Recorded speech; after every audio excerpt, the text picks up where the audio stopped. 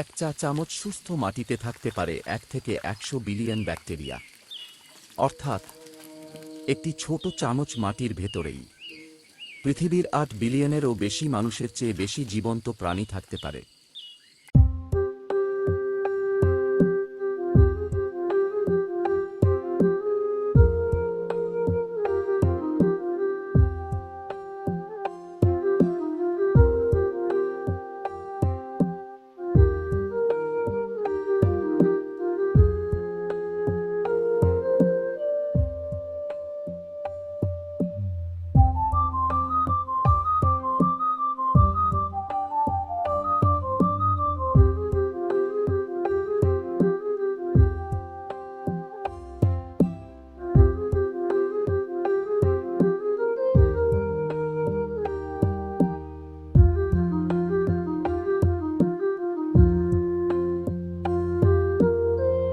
হাজার হাজার বছর ধরে কৃষকরা মাটির সঙ্গে একটি জীবন্ত সম্পর্ক গড়ে তুলেছিল। সুস্থ মাটি মানেই ছিল সুস্থ ফসল, সুস্থ পশু এবং সুস্থ মানুষ। কিন্তু গত প্রায় 70 বছরে কৃষির ধরন অনেক বদলে গেছে।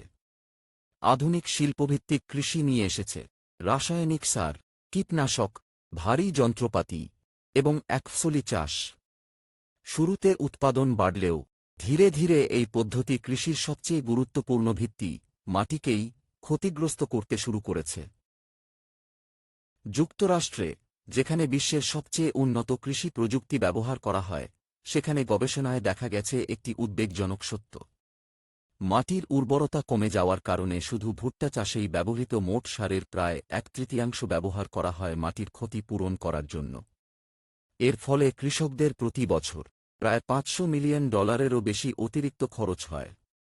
শুধু তাই নয়, বিশ্বের মোট গ্রিনহাউস গ্যাস নির্গমনের প্রায় 21 থেকে 37% আসে কৃষি খাত থেকে। আর যুক্তরাষ্ট্রে মোট নির্গমনের প্রায় 11% আসে কৃষি থেকে। এদিকে প্রতি বছর পৃথিবী থেকে প্রায় 75 বিলিয়ন টন উর্বর মাটি হারিয়ে যাচ্ছে ক্ষয় এবং ভুল কৃষি পদ্ধতির কারণে।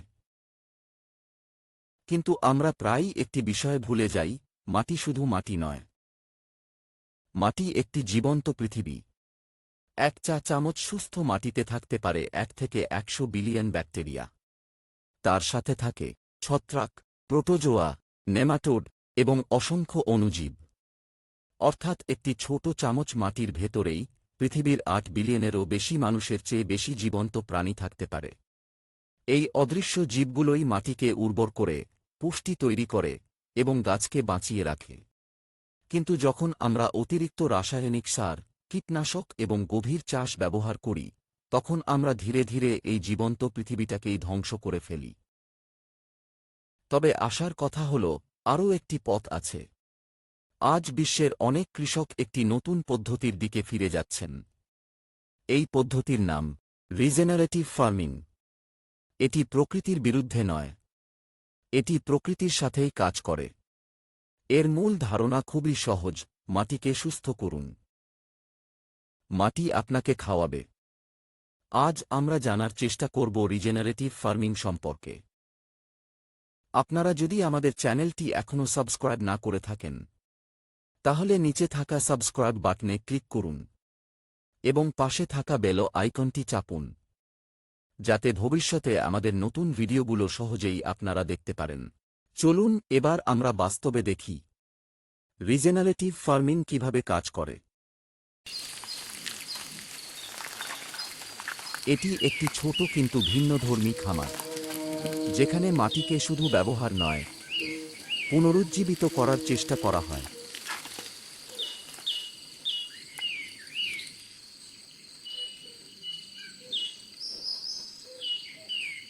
এখানে প্রতিটি কাজই করা হয় প্রকৃতির সাথে সামঞ্জস্য রেখে।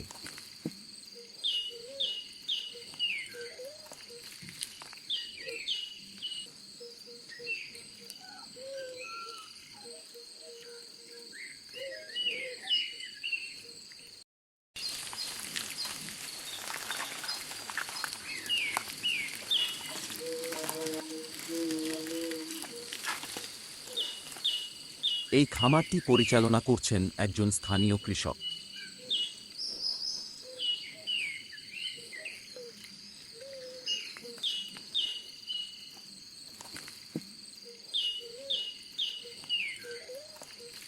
আগে আমি অনেক রাসায়নিক সার ব্যবহার করতাম, কিন্তু এখন তিনি ধীরে ধীরে প্রকৃতির নিয়ম মেনে চাষ করার চেষ্টা করছেন।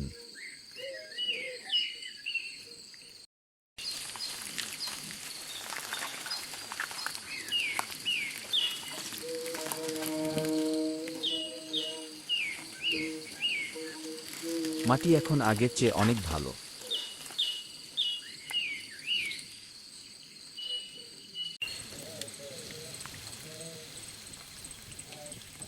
কিন্তু কিভাবে এই পরিবর্তন সম্ভব হলো?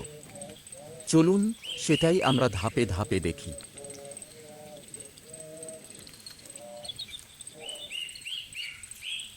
কয়েক বছর আগেও এই জমির অবস্থা খুব একটা ভালো ছিল না। ফসল ঠিকমতো হতো না।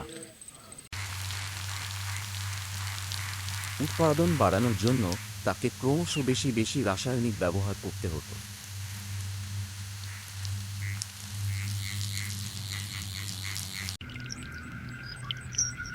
খরচ বাড়ছিল, কিন্তু আয় বাড়ছিল না।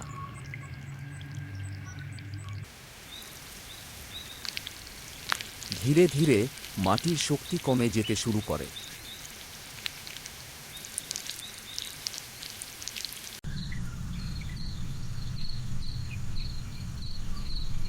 তখন বুঝলাম এইভাবে আর চলবে না।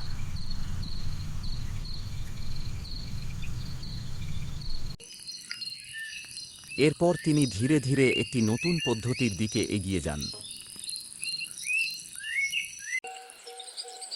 যা শুধু ফসল নয়, মাটিকেও আবার জীবন্ত করে তোলে।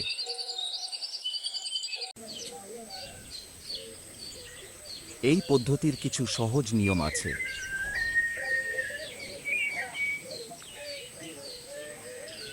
প্রথমত, মাটি কখনো খালি রাখা যাবে না। পাতা, খড় বা গাছের অবশিষ্ট দিয়ে ঢেকে রাখতে হবে।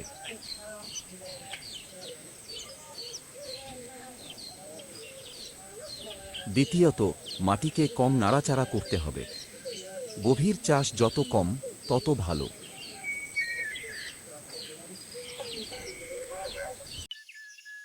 তৃতীয়ত, মাটিতে সবসময় জীবন্ত গাছ রাখতে হবে। এগুলো মাটিকে জীবিত রাখে।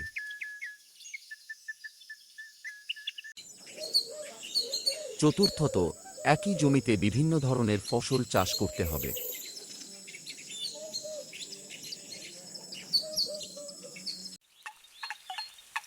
এবং পশু পাখিকে এই ব্যবস্থার সাথে যুক্ত করতে হবে। এই সহজ নিয়মগুলো মেনে চললেই ধীরে ধীরে মাটি আবার জীবন্ত হয়ে উঠবে। এই পদ্ধতিতে কিছুদিনের মধ্যেই মাটির গঠন পরিবর্তন হতে শুরু করে।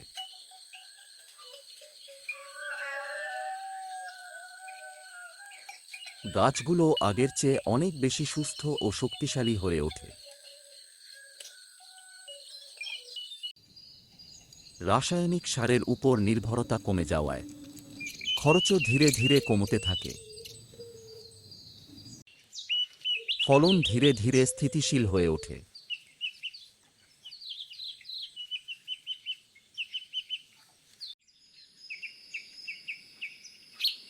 এখন আমার জমি আগের চেয়ে অনেক ভালো।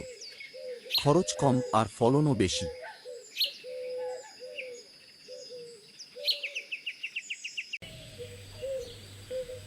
আপনিও চাইলে খুব ছোট থেকে শুরু করতে পারেন।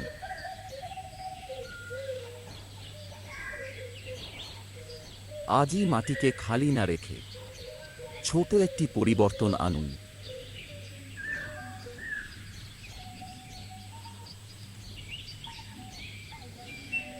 ধীরে ধীরে এই ছোট পরিবর্তনই বড় ফল এনে দিতে পারে।